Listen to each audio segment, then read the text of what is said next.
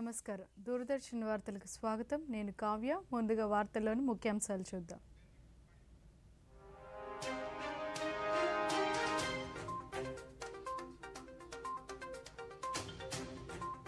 సార్వత్రిక ఎన్నికల్లో భాగంగా రేపు 5వ దశలో 49 లోక్సభ స్థానాలకు పోలింగ్.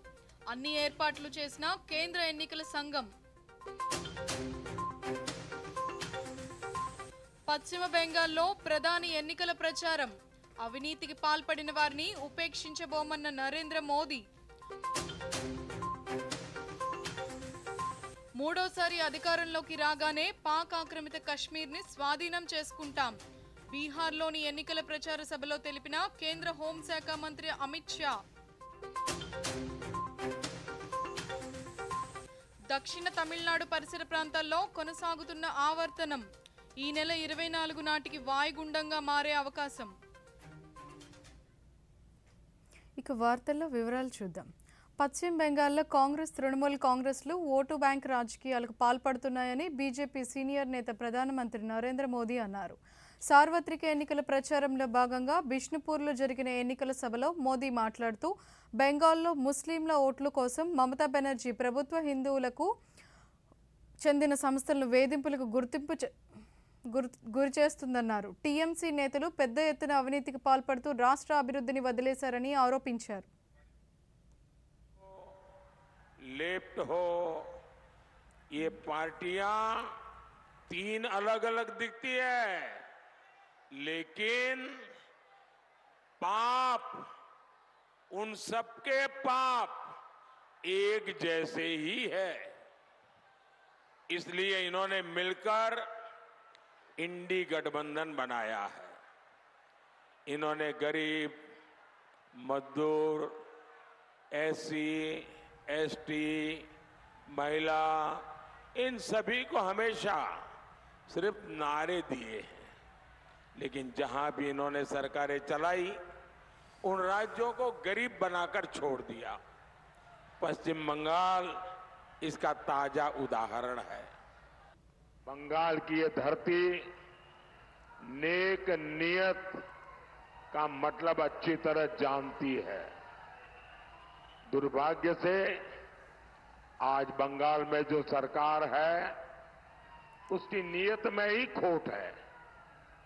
मोदी दिल्ली से मुफ्त चावल भेजा है ताकि एससी, एसटी, गरीब परिवार की किसी मां को अपने बच्चे भूखे न सुलाने पड़े. लेकिन टीएमसी ने चावल में भी घोटाला कर दिया. जो थोड़े बहुत राशन के पैकेट इन लोगों ने बांटे उसमें भी टीएमसी ने अपना स्टिकर. జూన్ 4 తర్వాత కేంద్రంలో ఏర్పడే ఎన్డీఏ ప్రభుత్వం అవినీతికి పాల్పడిన ప్రతి ఒక్కరిని జైలుకు తప్పకుండా పంపుతుందని బీజేపీ సీనియర్ నేత ప్రధానమంత్రి నరేంద్ర మోదీ అన్నారు. సార్వత్రిక ఎన్నికల ప్రచారంలో భాగంగా పశ్చిమ బెంగాల్లోని పురూలియాలో జరిగిన సభలో మోదీ మాట్లాడుతూ ఎస్సీ, ఎస్టీ, వెనుకబడిన వర్గాల అభివృద్ధికి ఎటువంటి చర్యలు చేపట్టలేదన్నారు. ఒకవేళ ఢిల్లీలో టీఎంసీ, కాంగ్రెస్లు అధికారంలోకి వస్తే ఎస్సీ, ఎస్టీల రిజర్వేషన్లు లాక్కునే ప్రమాదం ఉందన్నారు. డాక్టర్ బిఆర్ అంబేద్కర్ మత ప్రాతిపదికన రిజర్వేషన్లకు మద్దతు ఇవ్వలేదని స్పష్టం చేశారు. हिंसा कराने वाली टीएमसी सरकार ने इस बार सारी हदें पार कर दी है. आज देश और दुनिया में इस्कॉन, हरे कृष्ण हरे राम वाले, फिर रामकृष्ण मिशन जो स्वामी विवेकानंद जी ने बनाया था, और भारत सेवाश्रम संघ सेवा और सदाचार के लिए पूरी दुनिया में जाने जाते हैं. वे भारत का नाम रोशन करते हैं. लेकिन आज बंगाल की मुख्यमंत्री इस्कॉन वालों को, रामकृष्ण मिशन वालों को, भारत सेवाश्रम के सन्यासियों को खुले तौर पर धमका रही है, खुले मन से चेतावनी दे रही है. दुनिया भर में इन मिशन से जुड़े वाले लाखों अनुयायी आज पूरी दुनिया में रहते हैं और इनका मकसद सिर्फ और सिर्फ लोगों की सेवा करना है। बंगाल की सरकार ने उन पर उंगली उठाई। ముఖ్యమంత్రి మమతా బెనర్జీ ప్రభుత్వం అనుసరిస్తున్న విధానాల వల్ల బెంగాల్లో మాధవ సేవ కోసం ఏర్పాటు చేసిన పలు సంస్థలు తీవ్ర ఇబ్బందులు ఎదుర్కొంటున్నాయని ప్రధానమంత్రి నరేంద్ర మోదీ ఆరోపించారు. మోదీనీపూర్లో జరిగిన ఎన్నికల సభలో మోదీ మాట్లాడుతూ ముస్లింల ఓట్ల కోసం రామకృష్ణ మిషన్, ఇస్కాన్, భారత్ సేవా సంఘ్ తదితర సంస్థలను టీఎంసీ ప్రభుత్వం పలు ఇబ్బందులకు గురిచేస్తుందన్నారు. దీంతో ఆయా సంస్థలు దేశంలోని ఇతర భాగాలకు తరలిపోతున్నాయన్నారు.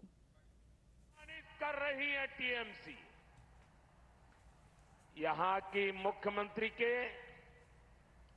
ताजा बयान से बंगाल ही नहीं पूरे देश और पूरी दुनिया में मानवता प्रेमी समाज बहुत गुस्से में है। आप याद कीजिए,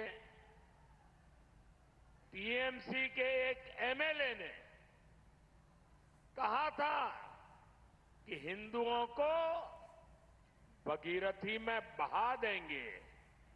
संतों ने ऐसी राजनीति न करने की सलाह टीएमसी के नेताओं को दी और इससे यहां के मुख्यमंत्री भड़की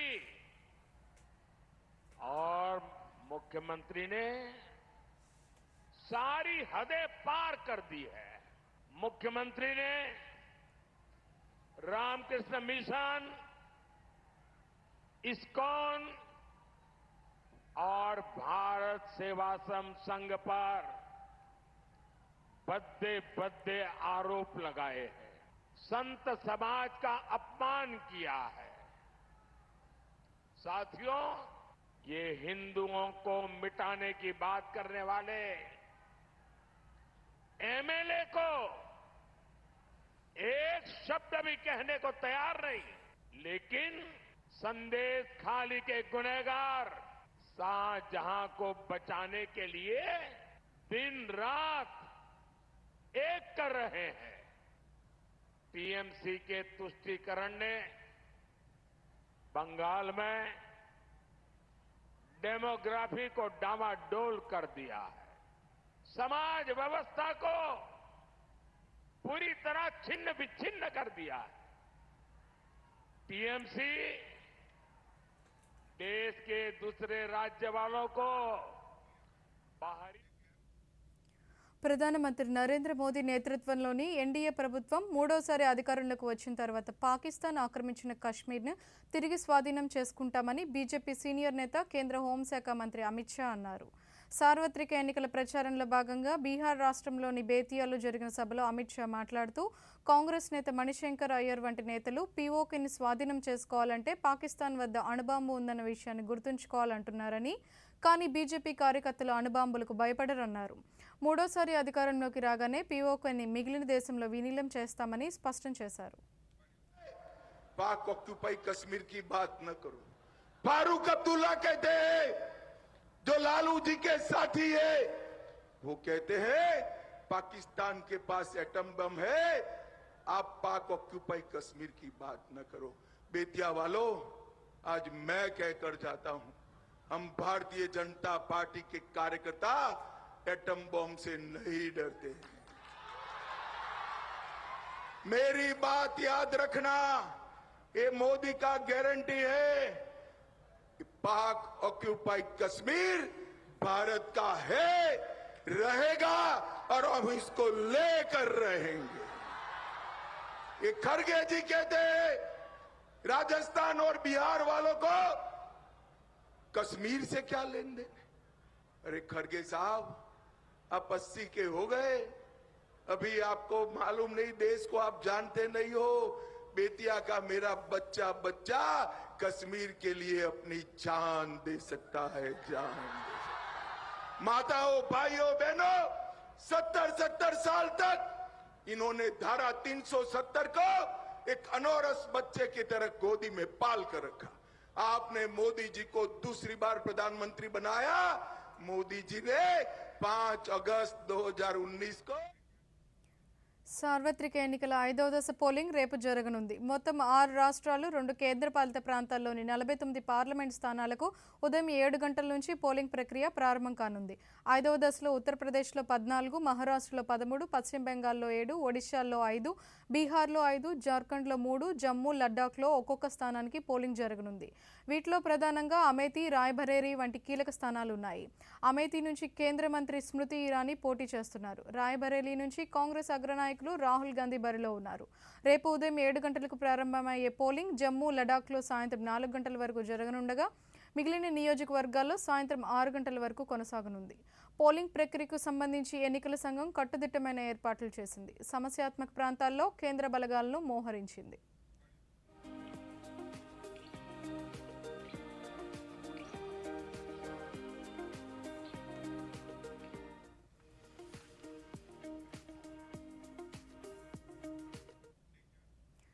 రాష్ట్రంలో ఈ నెల 13న జరిగిన పోలింగ్ అనంతరం పల్నాడు, తిరుపతి, అనంతపురం జిల్లాల్లో చెలరేగిన హింస అనంతర పరిణామాలపై విచారణ చేసేందుకు ప్రత్యేక దర్యాప్తు బృందం ఏర్పాటైన విషయం తెలిసిందే. డైరెక్టర్ జనరల్ వినీత్ బ్రిజ్లాల్ నేతృత్వంలో 13 మంది సీనియర్ అధికారులతో ఏర్పాటైన ఈ బృందం ఆయా జిల్లాల్లో క్షేత్రస్థాయి విచారణ చేపట్టింది. అనంతపురం జిల్లా తాడిపత్రికి గత రాత్రి చేరుకున్న ఒక బృందం ఇరు వర్గాల రాళ్లదాడి చేసుకున్న ప్రాంతాలను, junior college grounds, police station ఎఫ్ఐఆర్లను పరిశీలించింది. అదేవిధంగా మరో బృందం పల్నాడు జిల్లాలోని నరసరావుపేటలో పర్యటించింది. హింసాత్మక ఘటనలకు కారణాలపై అధికారులు ఆరా తీశారు. పలు ఫైళ్లను పరిశీలించి క్షేత్రస్థాయిలో జరిగిన ఘటనలను అడిగి తెలుసుకున్నారు.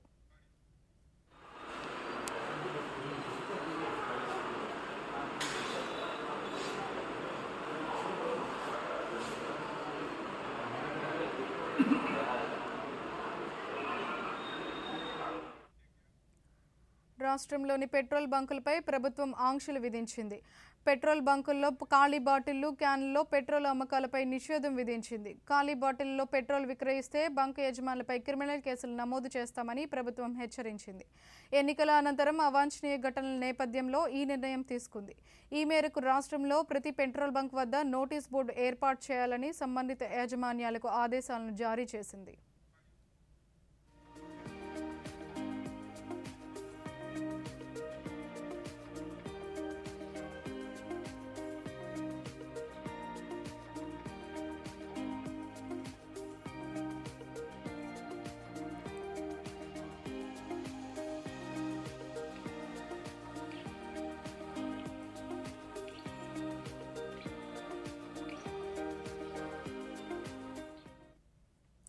ఫలితాలు రాకముందే తెలుగుదేశం పార్టీ నేతలు ప్రజల్లో గందరగోళం సృష్టిస్తున్నారని రాష్ట్ర విద్యుత్, అటవీ, భూగర్భ గనుల శాఖ మంత్రి పెద్దిరెడ్డి రామచంద్రారెడ్డి అన్నారు. తిరుపతిలోని వైసీపీ కార్యాలయంలో ఆయన మీడియాతో మాట్లాడుతూ ఓటింగ్ శాతం పెరగడం వైసీపీ విజయానికి సంకేతమన్నారు. ప్రజా సంక్షేమ, అభివృద్ధి పథకాలే తమ విజయానికి కారణమవుతున్నాయన్నారు. ఎన్నికలు జరిగిపోయినాయి. 4వ తేదీ ఫలితాలు వెలువడుతూ ఉన్నాయి. ఈ తరుణంలో లేనిపోని అబద్ధాలు, కుట్రలు, కుతంత్రాలు అన్నీ కూడా తెలుగుదేశం పార్టీ చేస్తూ ఉంది. మొన్నటి రోజేమో ఆయన ట్విట్టర్లో ఆయన సొంత ఖాతాలో పెట్టాడు లోకేష్ బాబు. ఈ తిక్క లోకేష్ పెద్దిరెడ్డి వెహికల్స్లో ఇతర దేశాలకు తరలిస్తారు, వీటిలో వేల కొద్ది డబ్బు వజ్రాలు తరలిలా లేదా, ఎందుకు నిన్ను ప్రజలందరూ కూడా లోకేష్ పప్పు అని ఎందుకు పిలుస్తూ ఉన్నారంటే దీన్ని చూస్తేనే అర్థమవుతుంది. ఏదైనా కస్టమ్స్ ఉంటుంది, బండ్లు లోడ్ అయ్యేటప్పుడు కానీ అక్కడ ఆఫ్రికాలో పోర్ట్ వచ్చి దారుసలాంలో అక్కడ చెక్ చేస్తారు, ఇక్కడ చెక్ చేస్తారు. వీటిలో డబ్బులు పెట్టే అంత మూర్ఖులు లోకేష్ లాంటి వాళ్ళు తప్పితే ఇంకెవరైనా ఉంటారని అడుగుతున్నాను. మీకేమో చార్టర్డ్ ఫ్లైట్లలో మీరు సూట్ కేసులన్నీ కూడా సింగపూర్కి పంపిస్తారు, దుబాయ్కి పంపిస్తారు, మీకు అది అలవాటు. ఇప్పుడు వార్తల్లో స్వల్ప విరామం. మీ భద్రత మాకు అమూల్యమైనది. అందుకే ఎప్పుడు ఎల్పీజీ సిలిండర్ తీసుకున్నా ప్రీ డెలివరీ పరీక్ష తప్పక చేయించండి. మీ భద్రతను మరింత మెరుగ్గా నిర్ధారించడానికి ప్రతి ఇంటిలోనూ జరుగుతోంది వంట గ్యాస్ ఉపకరణాల భద్రతా పరీక్ష. ఒకవేళ భద్రతా హోస్ పాడైతే వెంటనే మార్పించండి. అత్యవసర పరిస్థితిలో 1906కు కాల్ చేయండి.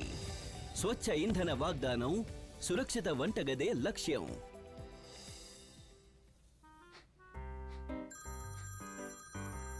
సార్, మీ కేవైసీ అప్డేట్ చేయాలి, లేకపోతే అకౌంట్ ఏటీఎం కార్డు బ్లాక్ అయిపోతాయి. జాగ్రత్త జాగ్రత్త 2.5 కోట్ల బహుమతి నాకు. చూడండి, తెలియని కాల్స్, దొంగ ఈమెయిల్స్, లింక్స్, ఇంకా మోసగించే యాప్స్ నుంచి మీ పిన్, ఓటీపీ, పాస్వర్డ్ ఎప్పుడు ఎవరితోనూ షేర్ చేయకండి. మీరు జాగ్రత్తగా ఉంటే నష్టం రాదంతే. ఆర్బీఐ అంటుంది, విషయాలు తెలుసుకోండి, జాగరూకంగా ఉండండి. Back to news. విజయనగరంలో పోస్టల్ బ్యాలెట్ స్ట్రాంగ్ రూమ్ను తెరిచిన సమయంలో ఈ నెల 16వ తేదీన కేవలం వైసీపీ నేతల సమక్షంలోనే జరిగిందని, కూటమి అభ్యర్థులకు ఎటువంటి సమాచారం లేదని ఎన్డీఏ కూటమి ఎంపీ అభ్యర్థి కలిశెట్టి అప్పలనాయుడు, ఎమ్మెల్యే అభ్యర్థి అతిథి గజపతిరాజు ఆరోపించారు. విజయనగరంలో ఈరోజు వారు మీడియాతో మాట్లాడుతూ, తహసీల్దార్ కార్యాలయంలో స్ట్రాంగ్ రూమ్ను తెరిచే సమయంలో నిబంధనలకు విరుద్ధంగా వైసీపీ నేతలు, వారి బంధువులు ఉన్నారన్నారు. కూటమి అభ్యర్థులకు ఎలాంటి సమాచారం లేదని పేర్కొన్నారు. ఎన్నికల ప్రక్రియ పారదర్శకంగా జరిగేలా అధికారులు చర్యలు చేపట్టాలని వారు డిమాండ్ చేశారు. ఎమ్మెల్యే గారు అల్లుడు, అలాగే ఎంపీపీ మామిడి అప్పలనాయుడు గారు ఇద్దరు ఉన్నారు, ప్రెసెంట్ ఉన్నారు. అదే కాకుండా వాళ్ళు లోపలి కూడా వెళ్ళారు. అలాగే కౌశిక్ గారు, ఎమ్మెల్యే గారు అల్లుడు, అలాగే డెప్యూటీ మేయర్ గారు హస్బెండ్ ఫోన్లో కూడా క్లియర్గా మాట్లాడటం మనకి కనిపిస్తుంది. ఈ వీడియోస్ కూడా వాళ్ళు తహసీల్దార్ ఆఫీస్ నుంచే మాటిచ్చారు. ఇది క్లియర్గా కనిపిస్తుంది. అయితే డెఫినెట్గా మాకైతే కంఫర్ట్ లెవెల్ అయితే లేదు. ఎందుకంటే మనం ముందు అయితే మనకి పూర్తిగా ట్రస్ట్ ఉండాలి ఎలక్షన్ కమిషన్లో. ఇప్పుడు మాత్రం మాకు అనుమానం వస్తుంది. మీరు అధికారులు అడ్డంగా దొరికిపోయి కొంతల్ని సమాధానం పంపించి గజిబిజి చేసే ప్రయత్నం చేస్తున్నారు. ఇది చాలా దురదృష్టకరమైన సంఘటన. అధికారుల పట్ల మేము మొదటి నుంచి చెప్తున్నాం, వ్యవస్థ పట్ల మాకు నమ్మకం ఉంది, విశ్వాసం ఉంది, గౌరవం ఉంది. ఆ దిశగా మేము వెళ్తున్నాం అభ్యర్థులని. ఈరోజు వారు మాట్లాడుతున్న తీరు చూస్తుంటే అభ్యంతరకరంగా ఉన్నాయి. ఆ రోజు మేము మా అసెంబ్లీ అభ్యర్థి రాష్ట్రంలో ఎన్నికల కౌంటింగ్ ప్రక్రియ ముగిసే వరకు ప్రజలు అప్రమత్తంగా ఉండాలని జనసేన పార్టీ రాష్ట్ర ప్రధాన కార్యదర్శి కె నాగబాబు తెలిపారు. మంగళగిరిలో ఆయన మీడియాతో మాట్లాడుతూ, పోలింగ్తోనే ఎన్నికల ప్రక్రియ ముగియలేదని, కౌంటింగ్ ప్రక్రియ కూడా మిగిలి ఉందని అన్నారు. పోలింగ్ తర్వాత రాష్ట్రంలో హింసాత్మక సంఘటనలే ఇందుకు నిదర్శనమని గుర్తు చేశారు. ఈవీఎంలు భద్రపరిచిన స్ట్రాంగ్ రూమ్ల వద్ద భారీ భద్రతను ఏర్పాటు చేయాలన్నారు. ఇప్పటికే కేంద్ర ఎన్నికల సంఘం 4 అంచెల భద్రత ఏర్పాటు చేసిందని తెలిపారు. ప్రజలందరూ చాలా అప్రమత్తంగా ఉండాలి. ఎందుకంటే పోలింగ్తోనే ఎలక్షనీరింగ్ పూర్తి కాలేదు, కౌంటింగ్ కూడా ఉంది. ప్రజలను కులాలుగా, వర్గాలుగా, పార్టీల వారీగా విడదీసి చిచ్చులు పెట్టి ఆనందించే రకం. తాడిపత్రిలో పోలీసులు కూడా తమను తాము రక్షించుకునేందుకు అగచాట్లు పడ్డారు. అందుకే వచ్చే నెల 15వ తేదీ వరకు కేంద్ర బలగాలను మోహరించాలని చెప్పింది. మన వంతుగా కౌంటింగ్ ముగిసే వరకు కౌంటింగ్ కేంద్రాల దగ్గర, పార్టీ కార్యాలయాల ఎన్నికల కౌంటింగ్ ప్రక్రియ ప్రశాంతంగా జరగడానికి అన్ని చర్యలు తీసుకుంటామని అనంతపురం జిల్లా ఎస్పీ గౌతమి సలి తెలిపారు. జిల్లా పోలీస్ కార్యాలయంలో ఈరోజు ఆమె బాధ్యతలు స్వీకరించారు. అనంతరం గౌతమి సాలి మీడియాతో మాట్లాడుతూ, అనంతపురం జిల్లాలో ఈవీఎం, వీవీప్యాడ్లను భద్రపరిచిన స్ట్రాంగ్ రూమ్ల వద్ద 3 బందోబస్తును ఏర్పాటు చేశామన్నారు. జిల్లాలో సమస్యాత్మక ప్రాంతాలను గుర్తించి అక్కడ పటిష్ట బందోబస్తు ఏర్పాటు చేస్తున్నామన్నారు. ఎన్నికల ఫలితాల రోజున గట్టి బందోబస్తు ఏర్పాటు చేసి ఎక్కడ అవాంఛనీయ ఘటనలు జరగకుండా చూస్తామన్నారు. అలాగే మా పోలీస్ టీంతో అంతా కూడా చర్చించి ఈ విధంగా మేము ముందుకు సాగుతాం. అండ్ వీఆర్ కాన్ఫిడెంట్ దట్ ఈ కౌంటింగ్ ఏదైతే ఉంటుందో ఆ సమయంలో ఎటువంటి హింసకు తావు లేకుండా. శ్రీ పొట్టి శ్రీరాములు నెల్లూరు జిల్లాలోని కేంద్రీయ విద్యాలయంలో 10వ తరగతి +2లో నిర్దేశిత లక్ష్యాన్ని మించి ఫలితాలు సాధించినట్లు విద్యాలయం ప్రిన్సిపల్ శంకరయ్య అన్నారు. పరీక్షల్లో విజయం సాధించిన విద్యార్థులను ఈరోజు ఆయన అభినందించారు.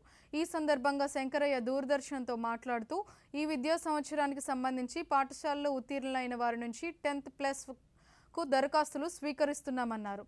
కేంద్రీయ విద్యాలయాల్లో ఉన్న ఎంబైపీసీ సెంట్రల్ సిలబస్ ఉన్నత స్థాయి కోర్సులు ఇంజనీరింగ్ వైద్య విద్య ప్రవేశ పరీక్షలకు ఒకే ఏడాది హాజరయ్యేందుకు అవకాశం కలిగిస్తుందన్నారు. విద్యార్థులు వారి సామర్థ్యాన్ని అనుసరించి ప్రవేశ పరీక్షలను ఎంచుకోవచ్చన్నారు. టార్గెట్ ఫిక్స్ చేసింది, pi personal performance index target fix చేసింది. వాళ్ళు ఫిక్స్ చేసిన టార్గెట్ 60.82 వాళ్ళు ఫిక్స్ చేసింది. మాకు వచ్చింది 70.25, అంటే 10% ఎక్కువ 12th క్లాస్లో. అదే రకంగా 10th క్లాస్కి కూడా కేంద్రీయ విద్యాలయ సంఘటన హైదరాబాద్ 54.76 టార్గెట్ ఫిక్స్ చేసింది పిఐ, దాని పెర్ఫార్మెన్స్ ఇండెక్స్. 10thలో దాన్ని కూడా మేము క్రాస్ చేసి 56.67 ప్రొడ్యూస్ చేసాం. +1 అడ్మిషన్స్ చేపడతాము. ఈ +1 అడ్మిషన్కి అర్హత ఏంటంటే, మా కేంద్రీయ విద్యాలయంలో చదివిన 10th క్లాస్ పిల్లల్ని ఎవరైతే ఎలిజిబిలిటీ ఉంటారో వాళ్ళని మేము +1కి చేర్చుకుంటాము. ఎవరైతే విల్లింగ్గా ఉంటారో చేర్చుకున్న తర్వాత మిగిలిన సీట్లని బయట క్యాండిడేట్స్కి తెలంగాణలోని విద్యా సంస్థల్లో ఇంజనీరింగ్ తదితర ఉన్నత విద్యా కోర్సుల్లో చేరేందుకు ఆంధ్రప్రదేశ్ విద్యార్థులకు ఎలాంటి ఇబ్బంది లేదని ఆ రాష్ట్ర ప్రభుత్వం స్పష్టం చేసింది. ప్రస్తుతం కొనసాగుతున్న 15% నాన్ లోకల్ కోటాను ప్రస్తుత 2024-25 విద్యా సంవత్సరంలో కూడా కొనసాగిస్తున్నట్లు తెలిపింది. జూన్ 2వ తేదీలోపు ప్రవేశ పరీక్షల నోటిఫికేషన్ రానున్న నేపథ్యంలో ఏపీ విద్యార్థులు కూడా తెలంగాణలో ప్రవేశాలు పొందవచ్చని ప్రభుత్వం పేర్కొంది. కన్వీనియర్ కోటాలోని 15% సీట్లను ఆంధ్రప్రదేశ్ విద్యార్థులు దక్కించుకోవచ్చని వివరించింది. ఈ మేరకు తెలంగాణ విద్యాశాఖ ముఖ్య కార్యదర్శి బుర్రా వెంకటేశం తెలిపారు.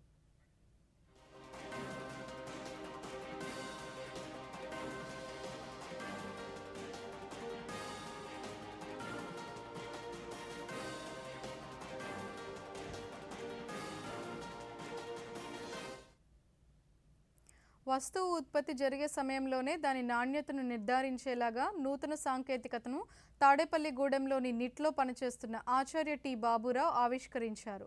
మెకానికల్ విభాగాధిపతిగా పనిచేస్తున్న బాబురావు ఈ పరిశోధన కోసం దాదాపు 38 లక్షల రూపాయలు వెచ్చించాల్సి వచ్చింది. ఈ పరిశోధన గురించి బాబురావు దూరదర్శన్తో మాట్లాడుతూ, ఇప్పటి వరకు ఏదైనా ఒక ఉత్పత్తి జరిగిన తర్వాతే దాని యొక్క నాణ్యతను నిర్ధారిస్తారని, తగిన నాణ్యత లోపించినప్పుడు ఆ ఉత్పత్తి తిరస్కరించడం జరుగుతుందన్నారు.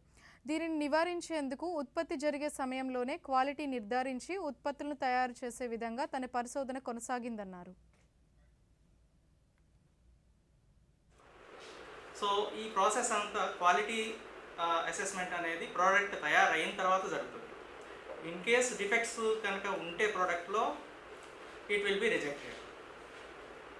నా ప్రాజెక్ట్ ఏంటంటే మెటీరియల్ తయారయ్యేటప్పుడే దానిలో ఉన్న డిఫెక్ట్స్ ఏంటో అనేది ప్రెడిక్ట్ చేసి ఆ డిఫెక్ట్ని రాకుండా ఎటువంటి మెజర్స్ తీసుకోవాలి అనే అంశం పైన నా ప్రపోజల్ సబ్మిట్ చేశాను.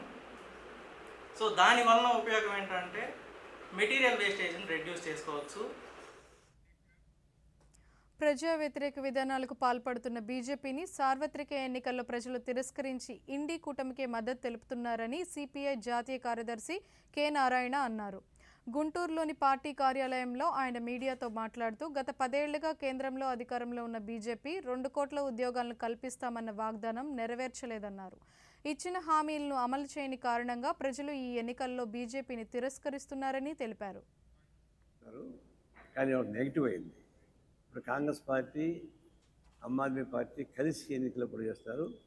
10% బీజేపీ ఓడిపోతుంది. అన్ని సీట్లు కాంగ్రెస్ పార్టీ, ఆమ్ ఆద్మీ పార్టీ పార్టీస్గా వస్తాయి.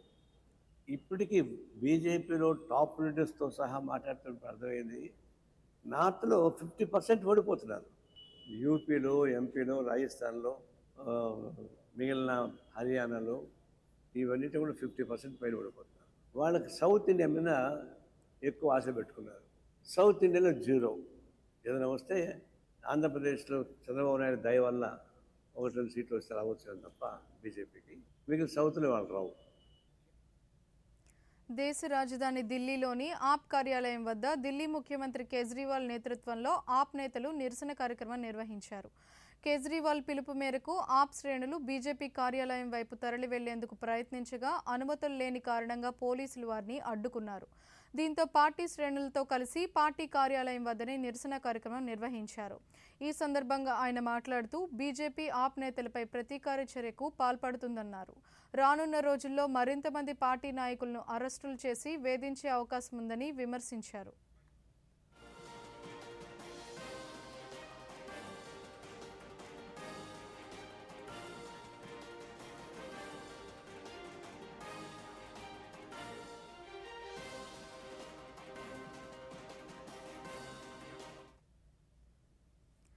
తిరుపతి తాతయ్య గుంట గంగమ్మ జాతరలో భాగంగా భక్తులు ఈరోజు మాతంగి వేషంలో అమ్మవారికి మొక్కులు సమర్పించుకుంటున్నారు. ఉదయం నుంచి భక్తుల రద్దీ కొనసాగుతుంది. ఓవైపు పొంగళ్లు, మరోవైపు అమ్మవారికి సారులు సమర్పిస్తూ మొక్కులు తీర్చుకుంటున్నారు.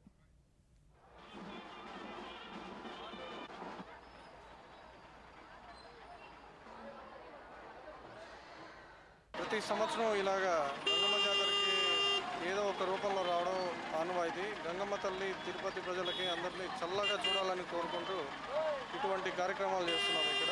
ఇలాంటి ఆనవాయితీ నేటి తరం కూడా కంటిన్యూ చేస్తే ఇంకా చాలా బాగుంటుంది. మన కళాకారులను కూడా ఎంకరేజ్ చేయాలని, మన గంగమ్మ జాతర విశిష్టతని దేశమంతా ప్రచారం చేయాలని కోరుకుంటూ ప్రతిసారి గంగమ్మ జాతర చాలా అద్భుతంగా జరుగుతుంది. ఎక్కడ లేని విధంగా ఇక్కడ వెంకటేశ్వర స్వామి చెల్లైన శ్రీ తాతయ్య గుంట గంగమ్మ తల్లి అనుగ్రహం అందరికీ చాలా బాగుంటుంది. ఇక్కడ ఏర్పాట్లు చాలా బాగా చేశారు. ఈ సంవత్సరము టీటీడీ వారి ఆధ్వర్యంలో ఈ గుడి బాగా కట్టించారు. దానివల్ల జనాలందరూ ఎక్కువగా దర్శనం చేసుకోగలుగుతున్నారు. ఒకసారి వస్తే మళ్ళీ మళ్ళీ రావాలి అనిపించేలాగుంది. ఓం శ్రీ మాత్రే నమః. జై గంగమ్మ తల్లి. నేను గుంటూరు నుంచి వచ్చాను అమ్మవారి దర్శనం చేసుకోవడం కోసం. ఏర్పాట్లు ఇక్కడ చాలా బాగా జరిగాయి. నేను ఎక్కడా చూడలేదు అమ్మవారి ఇంత నిజ రూపంలో ఉండటము. చాలా చాలా బాగా అనిపించింది. చాలా సంతోషంగా అనిపించింది ఇంత దూరం వచ్చినందుకు. మాకు గుడి కూడా బాగా మంచిగా కట్టినారు. అమ్మవారి వేషాలు వేసి ప్రతి సంవత్సరము అమ్మవారి అనుగ్రహం పొందుతాము. అమ్మవారు చాలా సత్యమైన తల్లి. అమ్మవారి కటాక్షకి అందరూ పాత్రలని కోరుకుంటున్నాం. ఏర్పాట్లు బ్రహ్మాండంగా ఉన్నాయి. లాస్ట్ ఇయర్ ఈ ఇయర్ ఇంకా బాగున్నాయి. ఏర్పాట్లు బాగా బ్రహ్మాండంగా చేస్తారు. ఈ ట్రాఫిక్ వాళ్ళు కానీ గుడి. రాయలసీమను ఆనుకొని ఉన్న ఉత్తర తమిళనాడుపై ఉపరితల ఆవర్తనం విస్తరించి ఉంది. అలాగే దక్షిణ ఛత్తీస్గఢ్ నుంచి కొమరిన్ ప్రాంతం వరకు రాయలసీమ మీదుగా ద్రోణి కొనసాగుతోంది. వీటి ఫలితంగా రానున్న 3 రోజుల పాటు రాష్ట్రంలో వర్షాలు కురుస్తాయని భారత వాతావరణ విభాగం వెల్లడించింది. రాగల 24 గంటల్లో ఉత్తర దక్షిణ కోస్తాంధ్ర రాయలసీమల్లోని కొన్ని చోట్ల తేలికపాటి నుంచి మోస్తారు వర్షాలు కురిసే అవకాశం ఉందని, అదే సమయంలో ఉరుములు మెరుపులతో పాటు అక్కడక్కడ పిడుగులు పడే అవకాశం ఉందని తెలిపింది. గంటకు 40 నుంచి 50 కిలోమీటర్ల వేగంతో బలమైన ఈదురుగాలులు వీస్తాయని పేర్కొంది. ప్రజలు అప్రమత్తంగా ఉండాలని హెచ్చరించింది. అయితే కోస్తా ప్రాంతంలో సాధారణ ఉష్ణోగ్రతలు నమోదయ్యే అవకాశం ఉందని పేర్కొంది.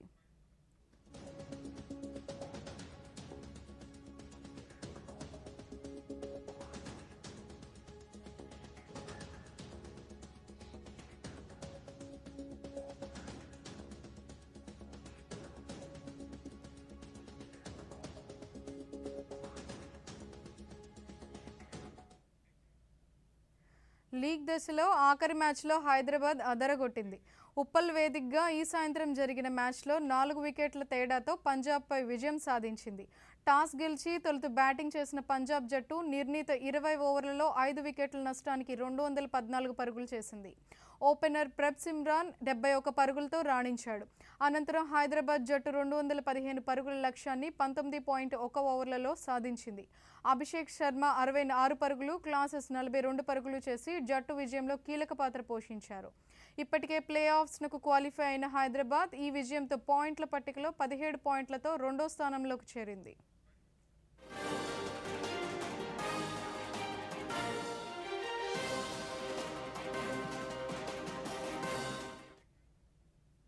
వార్తలు ఇంతటితో సమాప్తం. నమస్కారం.